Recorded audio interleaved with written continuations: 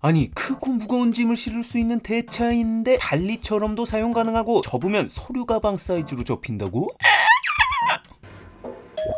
내가 역대 구매한 제품 중 가장 만족스러웠던 제품 9위, 네이버 귀곰 연관 검색어 최상단 귀곰 카트의 주인공 큐폴드에서 이번엔 카트가 아니라 대차 신제품을 내놨대. 써보니 이야, 이 브랜드 역시나 정말 명불허전이대. 뭐 긴 말 찍을 필요 있어. 3개월간 사용해본 큐폴드 접이식 카트 맥스 리뷰. 장단점 중심으로 빠르게 간대. 장점 접이식. 일반적인 카트에서야 접이식이 흔하지만 이런 대차 형태의 카트의 경우 접이식이 쉽지가 않대. 왜냐면 상대적으로 크고 무거운 화물을 실어야 해 특성상 큰 하중을 견뎌야 하기에 접이식으로 만드는 난이도가 쉽지가 않거든. 근데 큐폴드 형님들 니건일치 지리게 미친 기술로 이 대차마저 접어버리셨대. 그것도 먼 현지 갤럭시 플립 마냥 고마셀이 허리를 접어 반으로 만드는 대차 세계에선 상상도 못할 방법으로. 작동 방식 보면 그 예전 아이언맨 휴대용 슈트 같은 느낌인데 정말 변신이란 느낌에 가깝게 펴고 접힌대. 평소엔 이렇게 수트 케이스 같은 모습이다. 손잡이 버튼을 누르고 편 후 손잡이를 이렇게 올리면 대차가 되고 역순으로 접으면 이렇게 정말 얇고 작은 가방처럼 바뀌는 매직. 야, 볼 때마다 정말 신기한데 이런 독특한 접이식 특성으로 인해 크게 4가지 강점이 있었대. 첫 번째로 보관이 편리하대. 이 대차가 크고 많은 짐 편리하게 싣는 건 좋은데 이 특유의 넓은 대판으로 인해 손잡이를 접어도 부피가 커서 보관이 영 쉽지가 않대. 근데 이건 접었을 때 가로 46cm, 세로 42.5cm, 폭 8cm로 정말 컴팩트하게 접힌대. 보통 접이식 대차들의 경우 접혀도 손잡이가 튀어나오거나 아니면 바퀴는 안 접히거나 하는데 이건 손잡이와 바퀴 모두 완벽하게 접히는 형태라 일반 대차와 비교해보면 정말 압도적인 수준의 부피 차이 체감이 싹 가능인데, 거기에 이렇게 자립형으로 세워둘 수도 있어 실내 보관하기 어려웠던 대차 대비 책처럼 틈새에 세워서 보관이 가능해 수납이 정말 편해졌대. 무엇보다 대차는 큰 부피 때문에 일반 승용차 트렁크에 싣는 것 자체가 빡센데 이건 접어서 세워서 넣으면 되니까 좁은 트렁크뿐 아니라 많은 짐을 실은 상태에서도 틈새 쏙 집어넣어 보관할 수 있다는 게 정말 너무나 편리하대. 덕분에 차에 상시 보관하고 있다 불시에 필요할 때 쓰기 너무 좋달까. 두 번째로 이동이 편리하대. 이 대차들이 바퀴가 달려서 끌고 다닐 때는 편한데 문제는 계단이나 바닥 상태에 따라 들고 이동해야 하는 상황들도 꽤 많다는 거대. 물론 대차들도 들고 다닐 수 있는 손잡이처럼 홈을 이렇게 파놨는데 이게 정말 인체공학적인 것과는 거리가 멀대. 일단 두꺼워서 남자 손으로 잡기에도 좀 불편한 데다 이쪽으로 잡으면 손잡이에 찧어서 아프고 반대로 잡으면 이쪽 각이 너무 날카로워 피부가 패일 듯이 아파 죽음의 고통 이지선다랄까. 근데 이건 손잡이 부분이 한 손에 말아지기 좋을 정도로 딱 좋은 두께감에 라운드까지 져있어 그립감이 진짜 쫙